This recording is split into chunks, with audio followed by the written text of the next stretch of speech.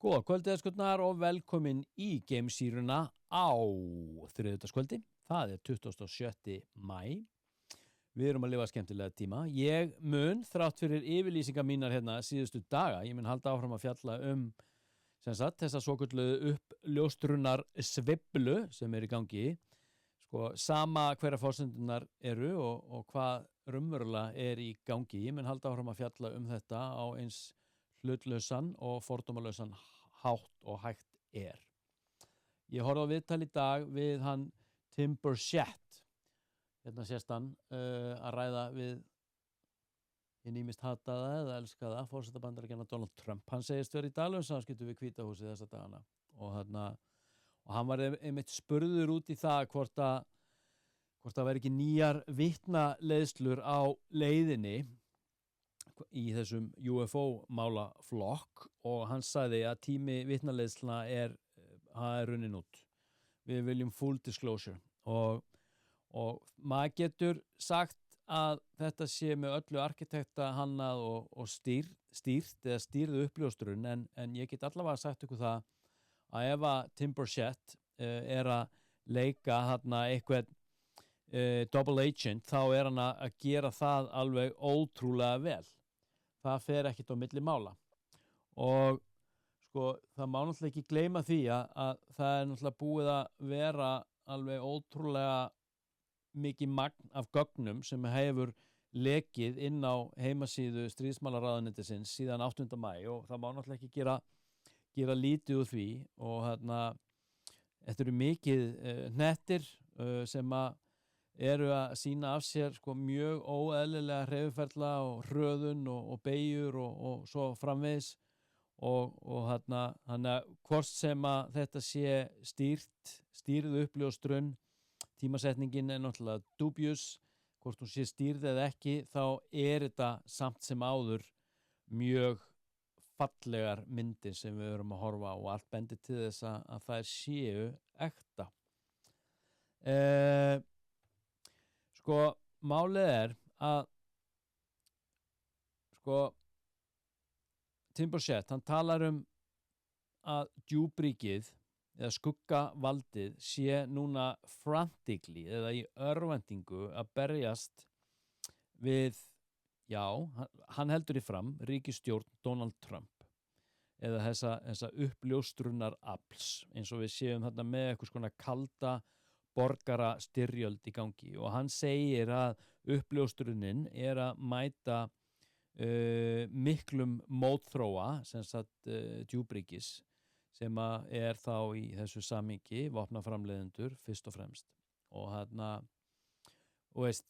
það þetta að segja sér sjálft því að ef við erum að tala eins og crash retrieval eða endurheimt á flygildum eða þetta reverse engineering eða endurhönnun á flygildum sem sagt ójarnískum flygildum þá hefur það í þessu uppljóstrunar ferli ekki verið ávarpað nema af þá einum svona flottum og stórum uppljóstrurum sem og þessum þrem þingmönnum sem að berjast fyrir þessu.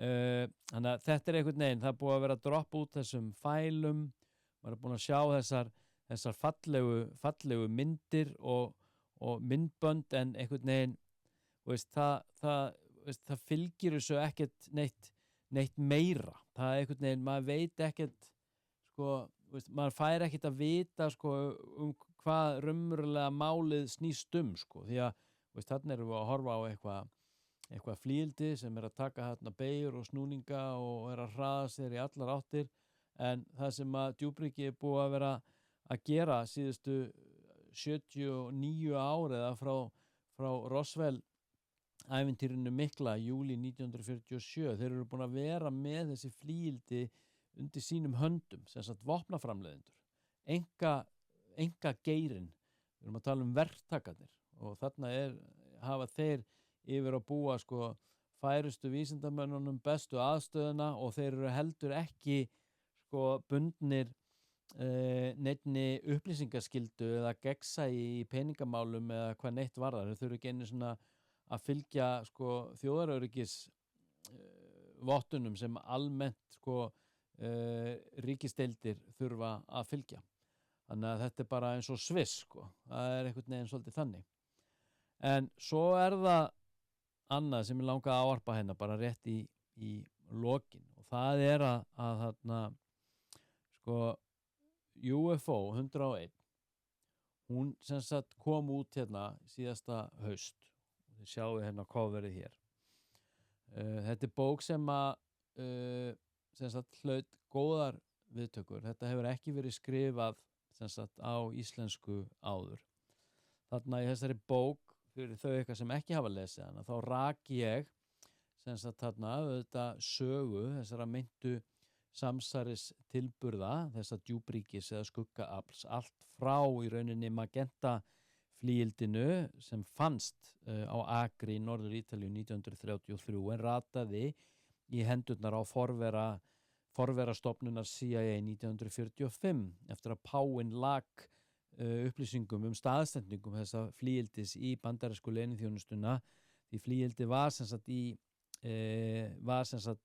í vörslu Mussolini og páinn horfði fram á það að Þjóðverjar gætu mögulega komist yfir þetta flygildi og það var leiðandi lagan þessum upplýsingum í Bandaríkjumenn og þeir nöppuðu flygilduna þannig að það má segja að Magenta flygildið sé þá mjög líklega fyrsta flygildi sem að Bandaríkjamenn komust yfir sem eitt af 3 allavega vitað stórríkjum sem eru með Crash Retrieval svona Black Ops Special Access program í gangi. En svo þetta Roswell flygildið. Ég rek þetta allt í þessari bók ásamt risastórum og flottum frásögnum bæði íslenskum og mikið bandarískum. Nýja bókin sem að ég sem sagt búin að skrifa og kom út úr prófarkalestri, yfirlestri í dag og sem sagt á leiðinni í hönnu, það svokallað UFO 202. Hún verður ekki svona, hvað ég að segja, vélræn. Þetta verður ekki rær og boltar eða nuts and bolts. Þetta verður ekki bók sem að kannski jafn efnisleg og UFO 101 hún sem sagt nýja 202 hún verður mun hún andlegri hún snertir á alls konar andlegum, heimspekilegum og trúarlegum spurningum, hún fer inn á vísindin og þá skammtafræðilegan flöt mennskunar og þá kannski það varpað fram kenningum sko hversu megnug við erum sem quantum beings eða ljósverur. Sjúklega spennandi og ég semst búin að gefa hönnunum auðvitað, honum Siggeir Hafsteinsinni bara frítt skotleyfi til þess að hanna bókina að vild út frá sínu ríka listræna innsæi en auðvitað eftir að við áttum langan og góðan fund þar sem ég lýsti því yfir eða sem ég lýsti fyrir honum innihaldi bókarinnar og svona hvert ég væri að fara með hana. Hún dýpri á alla kanta, hún lífrænni, þetta svokölluð lífræn UFO anarkía með ótal frásögnum, ótal íslenska frásagnir og aðeins ein frásögn gerist í Bandaríkjunum en það Íslendingur sem á í hlut. 4 til 5 klukkutíma brottnámstilfelli við Lake Shasta, hvorki meira né minna. En annars eru við í Virginia, í Brasilíu, það bara Roswell, Suður-Ameríku. Við erum í Vestal, í Ástralíu. Við erum í Ariel, í Zimbabwe og svo tekið fyrir Calvin Photo sem frægasta ljósmynd af UFO fyrr og síðar. Og svo tekið fyrir heilan kafla undir DMT sem að kannski einhverjir þekkja til og mögulega, mögulegt DMT sem brú efnis yfir í éterinn eða hið stafræna kosmíska stýrikerfi. Mikið og skemmtilegt framundan, þannig að það sem ég kannski að segja með þessu að UFO 101 sem sagt í bókabúðum og þið getið nálgast hana bara, annarkot bara í Amazon eða hjá Sögur bókaútgáfa á heimasíðunni, fáið hana að senda heim en svo getið þið líka haft samband við mig og fengið hana áritaða ef þessi óskað. Þannig að lesið þið hana því hún eins og ég segi, hún groundwork. Hún boots on the ground fyrir framhaldið sem kemur út úr prentun, lok júlí, fer í mögulega eitthvað skona forsölu og svo gefin út með pompi og prakti leið og skólarnir hafa byrjað. Þegar fólki komið úr fríi og komið aftur á jörðina eftir þyngdarleysið. Annars, ég hvet ykkur eða ekki til þess að fylgja UFO Gamesýran á TikTok eða fara á YouTube, það Þvottahúsið Gamesýran. Svo getið líka fylgt mér á samfélagsmiðlum, þá ég að vísa aðalega í Facebook því ég náttúrulega bara miðaldra. Ég verð 50 í sumar, believe it or not, og ég að yngjast með hverju árinu sem líður.